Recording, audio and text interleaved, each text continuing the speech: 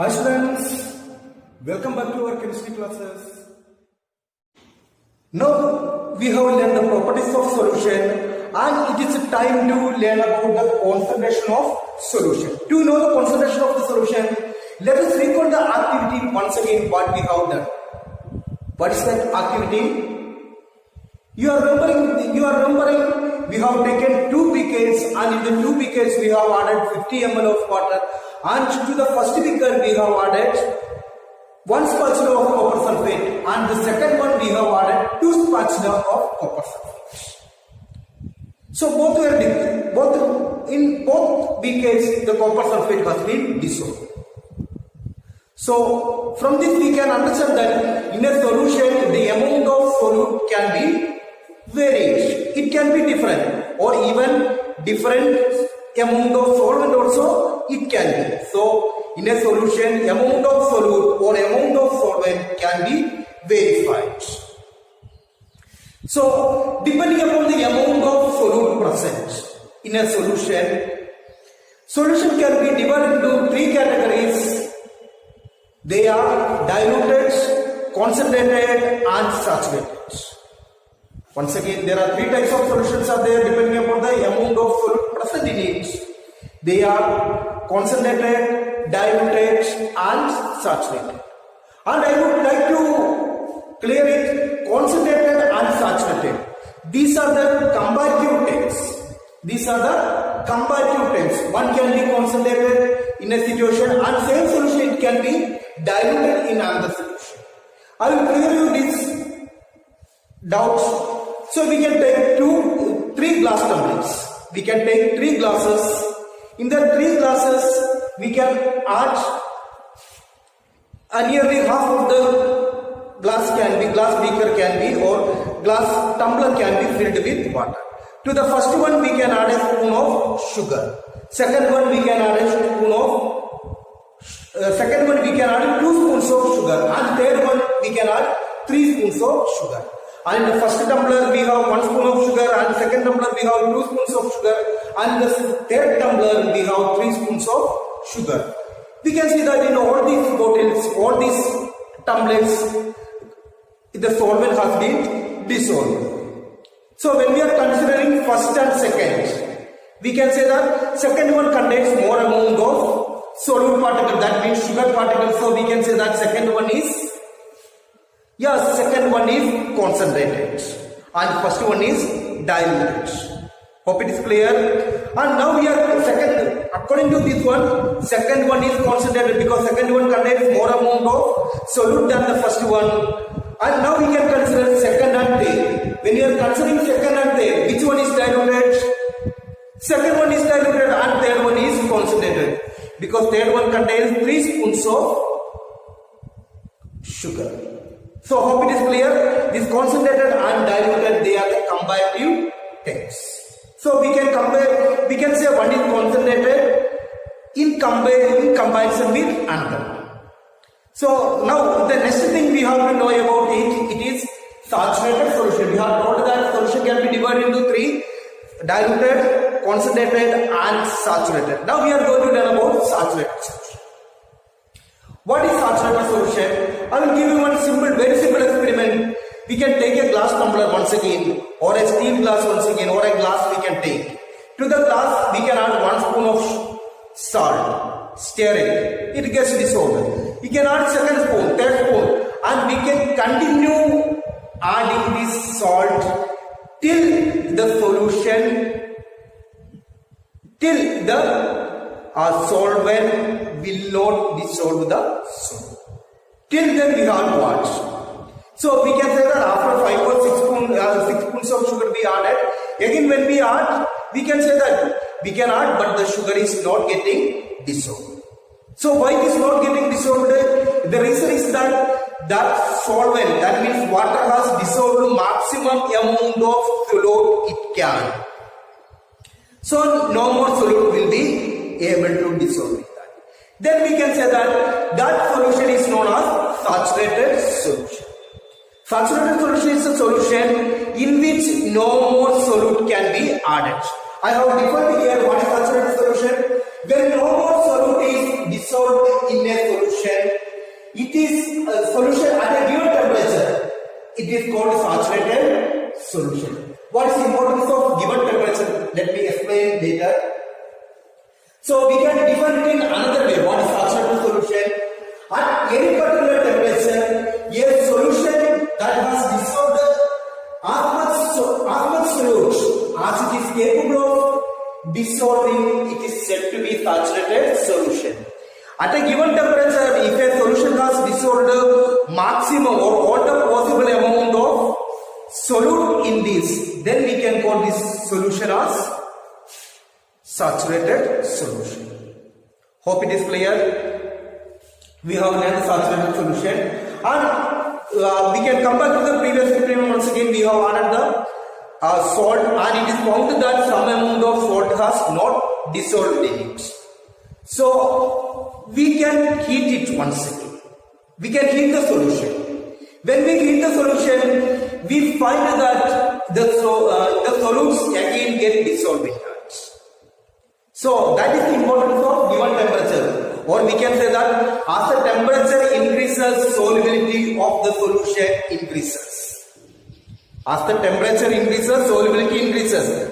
That is the reason we have seen that when we heated the solution, the solute particle has been dissolved. Hope it is clear. And here I would like to introduce one more time what is solubility. Solubility is the amount of solute present in a concentrated solution. In a concentrated solution, how much amount of solute is present? That is known as solubility. Solubility is the amount of solute that can be dissolved in a solution at a given temperature. It is solubility. So one more thing I told that solubility increases as the temperature increases. Now we have to define what is concentration of solution, because that was the topic I have told you now, concentration of solution. What is meant by concentration of the solution? Concentration of the solution we can define in the two different ways. First one is that concentration of the solution is the amount of solute present in a given amount of solvent. So it is the amount of solute present in a given amount of solvent. Or we can say that it is the amount of solute present in a given amount of solution. In a solution, in a particular solution, how much grams of or how much solute is present, that is known as concentration of that solution.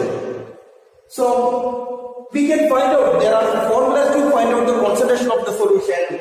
That is, this is the formula. We can find out in the two different ways. We can find out it mass by mass percentage.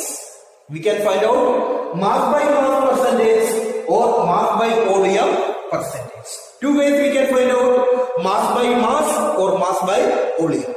If you want to find out mass by mass, the formula is mass of the solute divided by mass of the solution into 100. Mass of the solute divided by mass of the solution into 100. Note here it is not mass of the solvent, here we have written mass of the solution. If you want to find out mass by volume percentage, the formula is similar. What is that? Mass of the solute divided by volume of the solution into 100. In both cases, below term, what is that? It will be solution. That means in the first case it was mass of the solution, but in the second case it is volume of the solution into 100. This is the formula to find out the concentration of the solution. So we can make it thorough this equation with the help of an example. Here is a solved out example is given in your textbook. Let us discuss it once again. So the question is this: a solution contains 40 gram of common salt in 320 gram of water. Calculate the concentration in terms of mass by mass percentage of the solution. It is given mass by mass percentage of the solution. So which is the formula we have to use? This is the formula we have to use because it is given mass by mass percentage of the solution. So in that, when we want to solve the problem, it was given what is concentration of the solution we have to find out. In that, it is given a solution contains 40 gram of common salt. As it gives 40 gram of common salt, 40 gram, that is common salt is the solute. So we can say that the amount of solute is given. What is the amount of solute? The amount of solute is equal to 40 gram. Next one, what is given? It was given amount of solution is not given. Amount of water is given there. That means amount of solvent is given. So we can say that amount of solvent is equal to 320 gram. 320 gram. So these are the data given in the question. And students, suddenly don't do the calculation like 40 by 320 into 100. Don't do like that because it is only solvent. What we need the mass of the solution. How can we find out the mass of the solution? Mass of the solution we can find out already we learned solution is equal to solvent plus solution. Sorry, solvent plus solute. Mass of the solution is equal to mass of the solution is equal to mass of the solvent plus mass of the solute. Mass of solvent plus mass of solute. That means 320 plus 40 is equal to 360 gram. It is given 360 gram. Now we can apply this in the equation.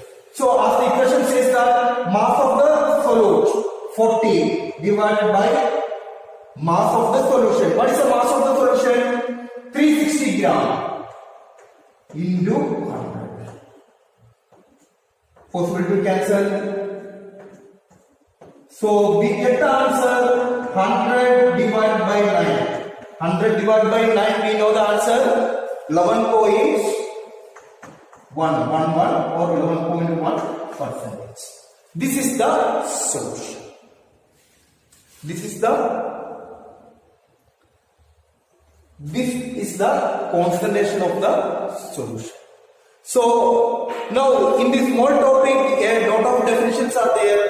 I think we have understood all the definitions. First we have saturated solution and we have compared concentrated and diluted solution, saturated solution now and unsaturated solution. Unsaturated solution means the solution which does not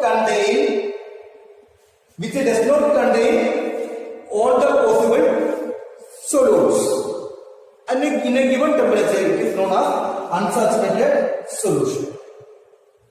And we have learned the concentrated solution, definition we have learned, formula we have learned, and to make it thorough even we have learned one equation. And through the equation we have solved the problem. So about solution, it has been completed. Now we are going to learn about next type of mixture, that is suspension. That is suspension. I would like to memorize you one example. In this chapter we have done an experiment. We have taken 50 ml of water in a beaker and we have added some chalk powder. When we added the chalk powder, we know what happened to it. It was not dissolved, but it was dispersed in the solution. Remember, it is not dissolved, it was only dispersed. Such a solution, such a mixture is known as suspension. Such a mixture is known as suspension. In this case, some things are clear for you. One is that it is not dissolved. That means the concentration or composition is not same throughout throughout the solution. As the mixture, as the concentration is not same throughout the mixture, we can say that it is heterogeneous mixture. And size of the particle is very larger, and with our naked eye we will be able to see the particles. We can see the chalk particles or chalk powder particles in the mixture or in the water. We can say heterogeneous mixture in which solute particles do not dissolve, but they disperse throughout the bulk of the medium. I would like to define it once again. What is suspension? What is suspension? A suspension is a homogeneous mixture in which the solute particles do not dissolve but remain suspended in the medium. So this is the definition, and we can compare the properties of suspension, or we can get the properties of suspension. Later we can compare it with solution. First property in solution, what we have learned, solution was homogeneous, but here we can say that suspension is heterogeneous. Suspension is heterogeneous, and in the solution we have learned that the solute particles we won't be able to see with our naked eyes, but in the suspension we can see the particles with our naked eyes. Particles are large enough to see with our naked eyes. And in next point, in the solution, Tyndall effect was not observed. Means when the ray of light from a torch, when it is passed, we won't be able to see the path of the light. But here we can see the path. So Tyndall effect is observed. Tyndall effect is observed. So next one is solution was stable, but suspension is unstable. Why suspension is unstable? I will tell you. Just we can take some powder, means chalk powder we can take and dissolve in water and keep it aside for some time. Then what we see? All the particle settles. All the chalk powder or chalk particles, they settle at the bottom. So we cannot say that it is stable, it is unstable. Once it is unstable, when the beam of light is passing through it, we cannot see the path of light. That time Tyndall effect is not observed, because all the particles which scatter the light, that means chalk particles which scatter the light, they were settled, and once the particles are settled, no Tyndall effect is observed. And the last point we have studied in the solution, it was we won't be able to separate the solute particles by physical processes like separation.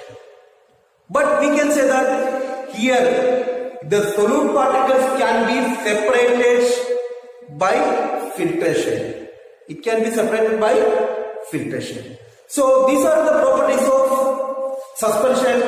I will tell you the properties once again. Suspension is a heterogeneous mixture, and particles of the suspension can be seen with naked eyes, and particles of the suspension scatter the beam of light, that means Tyndall effect is observed. And the next one is solute particles settle down when a solution is when the suspension is left undisturbed. And the last point, solute particles can be separated by filtration. So these are the properties of suspension. Now we are going to learn about colloidal solutions, or simply colloids. So in the beginning of this lesson we have learned milk is not pure substance, milk is a mixture. Milk is not pure substance, but it is a mixture. So which type of mixture is milk? Whether it is homogeneous or heterogeneous. We may think or we may feel that it is homogeneous, but it is a heterogeneous mixture. Such a heterogeneous but appearing like homogeneous. Such a mixtures belongs to the category of colloidal solutions. Colloidal solutions, they appear to be homogeneous, but really they are heterogeneous. So there are some properties are there for colloidal solutions. Let us learn the properties of colloidal solutions. First one, it is heterogeneous mixture. Colloidal solution is a heterogeneous mixture, and here it is a heterogeneous mixture, okay? But can we see the particles of milk? We have taken a glass of milk. Is it possible to see the particles in the milk? No, it is not possible. So we can say that the particles are very small that cannot be seen with naked eyes. Particles of milk are too small that they cannot be seen with naked eyes. So next point, Tyndall effect can be observed in it. So if we pass a ray of light or a beam of light to it, we can see the path of the light. So we can say that it shows Tyndall effect. So to show the Tyndall effect, the particle size, it has the particle size bigger enough to scatter the light. But its particles are small that we cannot see with our naked eyes. So we can say that the size of the particles in colloid lies between that of solution and suspension. Suspension large, solution small. So in between them is the size of the particles in colloid. They are small, they are enough small that we cannot see it, and they are enough large that light can scatter. And next one, they do not settle when left behind for some time. So when we have made the colloidal solution, so if we have made the suspension, when the suspension was kept undisturbed for some time, all the chalk particles or the suspended particles, they were settled. But if we kept the milk aside for some time, will any particles settle down? They won't settle down. So we can say that they are stable. They will not settle down and they are quite stable. And next one is, they cannot be separated by filtration. The particles in the milk, they cannot be separated by filtration. If you are using filter paper, we cannot separate. But there are some other physical methods are there to separate the particles in the milk. About them we will say it in the coming classes, that centrifugation and other processes we will learn in the coming classes. Or we can understand that, or we can say that there are the physical methods to separate the particles from the milk or colloidal solution, but it cannot be separated by filtration. Okay, so we can memorize the properties of colloids once again. First one, a colloid is a heterogeneous mixture. It appears like homogeneous, but really it is heterogeneous mixture, and the size of the particles are too small that we cannot see with our naked eyes. And colloids are big, size of the particles of the colloid are big enough to scatter the light particles. That means Tyndall effect is observed. And they do not settle when left undisturbed for some time. So we can say that they are quite stable. And the last point, they cannot be separated by filtration, but we can employ some other physical processes to separate the particles from them. And do you remember when we studied solution, we have learned that solution contains two parts, solute and solvent. Solute and solvent. In the same way, a colloid also contains two parts. They are dispersion phase and dispersion medium. Dispersion phase and dispersing medium. Dispersing medium is like solvent, that means that will be in large quantity, and dispersion phase, that will be in less quantity. For example, if you are considering the milk, water. Water is the main content of milk, and water acts as dispersing medium. In that medium there will be proteins, carbohydrates, and what are the minerals. These things it will be dispersed in it. So based on the state solid, whether the dispersal phase is solid or dispersion medium is solid or dispersal phase is gas, dispersion medium is liquid, based on that we can classify the colloids in the different ways. That with examples it is given in your textbook, page number 18. That last table you have to read, you will get it clearly. It is given based on the physical state. We can say with examples it is given, like liquid in gas or solid in gas. Their examples it is given. So just by reading that you will understand it clearly. So in the next class we will be there with the different methods for separating the components of a mixture. Till then, learn the things what I have said in these classes. So please go through the definitions and experiments and understand them thoroughly, and next day we will learn about the methods of separating the components of mixture. Thank you.